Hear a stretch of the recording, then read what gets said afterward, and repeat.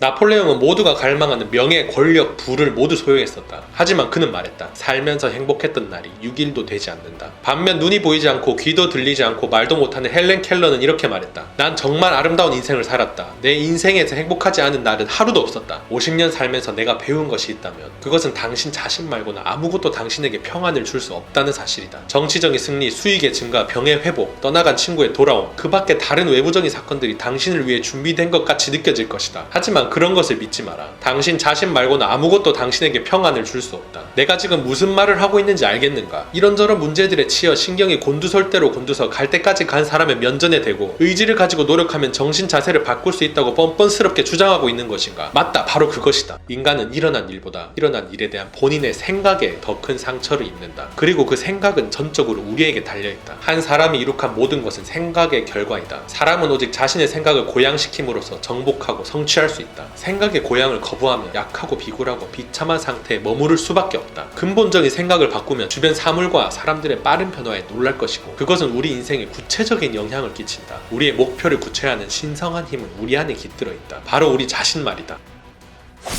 반갑습니다. 도끼형님입니다. 이런 말이 있습니다. 신발이 없어서 우울했다. 길에서 다리가 없는 사람을 마주치기 전까지는. 나에게 주어진 조건도 물론 중요하겠지만 내가 그 조건을 어떻게 인식하느냐에 따라 내 마음 상태가 순식간에 바뀝니다. 둘 중에 뭐가 더 중요한지는 말할 필요도 없겠죠. 조금 더 들어보겠습니다.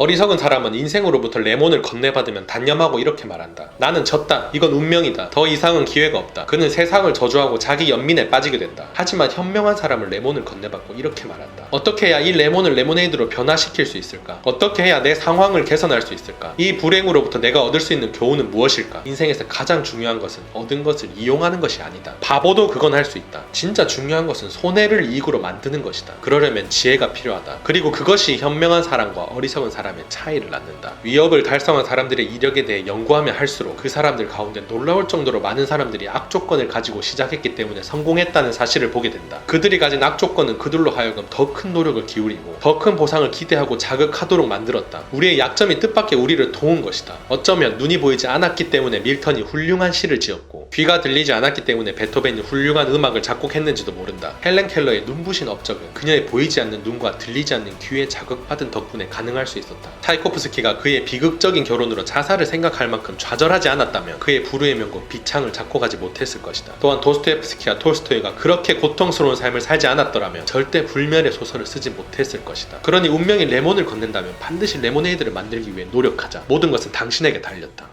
인생이 내 손에 쥐어주는 신 레몬을 맛있는 레모네이드로 바꿔서 즐겁게 마셔버릴 능력만 있다면 삶이 극적으로 바뀌게 될 겁니다. 그러니 부정적이라고 생각되는 불행한 일이 나에게 발생한다면 관점을 달리해서 레모네이드로 바꾸려고 노력해봅시다. 당연히 쉽지 않겠죠. 하지만 다 포기하고 레몬만 먹으면서 눈물만 줄줄 흘리고 있는 선택보다는 훨씬 인생에 도움되는 선택일 겁니다. 우리 걱정의 대부분은 실제가 아닌 상상으로 비롯된다. 짐 그랜트는 사업으로 트럭 15대 정도 분량의 오렌지와 자몽을 매번 주문한다. 그는 이런 생각들로 스스로를 괴롭게 만들었다. 열차 사고가 일어나면 어떡하지? 과일이 길바닥에 내팽개 쳐지면 어떡하지? 과일을 실은 트럭들이 다리를 건널 때 다리가 무너지면 어떡하나? 물론 그는 과일들에 대한 보험은 들어놓았지만 제때 배달을 하지 못해 거래처를 잃을 수도 있다는 것이 두려웠다. 그는 걱정 때문에 위궤양이 생기지 않았는지 병원을 찾았다. 의사는 신경이 너무 과민한 것만 제외하면 아무 문제 없다고 말했다. 그리고 그는 자신의 질문하기 시작했다. 너는 1년에 몇 대나 되는 과일 트럭을 취급하지? 대답은 대략 25,000대쯤이었다. 그동안 그 트럭들 중에 몇 대나 사고가 났는가? 대답은 5대 정도였다. 그리고 나서 그는 또 물었다. 25,000대 중에 겨우 5대. 그게 뭘 의미하는지 아직 모르겠는가? 경험에 기초해봤을 때 트럭에 사고가 날 확률은 5,000분의 1이다. 그런데 뭐가 걱정인가? 그러고 나서 그는 그렇지만 다리가 무너질 수도 있다라고 말했고 그는 다시 이렇게 물었다. 다리가 무너지는 사고로 실제 몇 대나 되는 트럭을 잃었는가? 대답은 한 대도 없었다였다. 그리고 그는 이렇게 말했다. 아직 한 번도 무너진 적이 없는 다리와 5,000분의 1 확률로 일어난 열차 사고 때문에 걱정하면서 위궤양에 걸릴 만큼 자네는 바보인가? 걱정하는 습관이 당신을 무너뜨리기 전에 기록을 살펴보자. 그리고 스스로에게 이렇게 물어보자. 내가 걱정하고 있는 일이 일어날 가능성은 얼마나 되는가?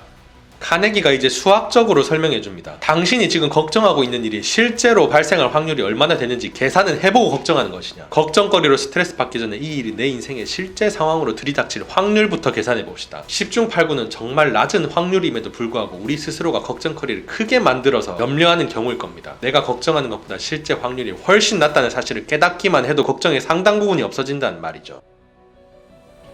이 세상 걱정의 절반은 결정의 기초가 되는 충분한 이해 없이 결정을 내리려고 하는 사람들의 것이다. 사실을 알지 못한 상태에서 우리가 할 수 있는 일이라고는 혼란 속에서 조바심을 내는 것뿐이다. 만약 나에게 다음 주 화요일 3시까지 맞닥뜨리게 될 문제가 있다면 나는 그 시간이 올 때까지 결정을 내릴 시도조차 하지 않을 것이다. 그 시간 동안은 문제에 관련된 사실들을 이해하는 데만 집중할 것이다. 편견 없이 객관적인 방법으로 사실을 확인하는 것에 시간을 집중한다면 걱정은 대개 이해라는 빛으로 인해 증발해버린다. 그러나 우리들 대부분은 어떻게 하는가? 우리는 조금이라도 근심하는 사실들이 있으면 사냥개처럼 다른 건 다 무시하고 우리가 걱정하는 것을 지지할 사실들만 뒤쫓는다. 우리는 스스로의 행위를 정당화할 사실만을 원한다. 이미 생각한 편견들로 짜맞춰진 사실들 말이다. 당신도 나도 아인슈타인도 미국 연방 대법관도 사실을 이해하려는 노력 없이 어떤 문제에 대한 현명한 결정을 내린 만큼 명석하지 않다. 그러므로 문제를 해결하기 위한 첫 번째 규칙은 이것이다. 사실을 확인하라. 치우침 없는 방식으로 모든 사실들을 수집하기 전에는 우리에게 닥친 문제를 해결하려는 시도조차 하지 말자. 결국 다음의 조치를 취하면 걱정의 90%가 사라지게 될 것이다. 타자기 앞에 앉아 취할 수 있는 모든 단계들을 작성할 것, 그리고 각 단계의 결과를 정리하고 무엇을 할지 결정 내린 후 즉시 행동으로 옮길 것.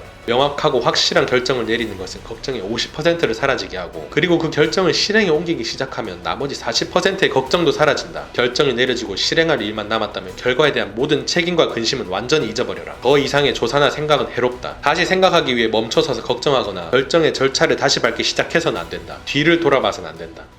사람 심리가 한번 걱정하기 시작하면 거기에 빠져 집착하게 되어 있습니다. 걱정을 지지하는 근거를 찾고 증거를 모으면서 진짜로 그 일이 코앞으로 닥친 것처럼 느낀다는 말이죠. 아무런 행동도 하지 않고 걱정에만 매몰되어 있으면 거기서 빠져나올 수 없는 건 물론이고, 이게 지속되면 이 생각이 완전히 나를 지배해 아예 정상적인 판단을 할 수 없는 지경에 이르게 될 겁니다. 그러니 우리가 걱정에 심하게 매몰될 때는 카네기의 조언처럼 당장 움직일 필요가 있습니다. 상황을 분석해 결정을 내리고 실행에 옮기기만 해도 걱정의 90%가 사라진다고 하는데 가만히 있을 이유가 없죠. 카네기는 워낙 유명해서 별다른 설명이 필요 없을 듯 합니다. 유명한 데는 이유가 있게 마련이죠. 책에 워낙 좋은 내용들이 많아 한 번에 다 적용하기는 불가능하겠지만 몇 가지만 인생에 흡수해도 삶이 바뀌고도 남을 겁니다. 제가 소개한 내용 말고도 좋은 내용이 워낙 많으니 쓸데없는 걱정이나 미래에 대한 염려 때문에 스트레스 많이 받으시는 분들께 강력 추천합니다.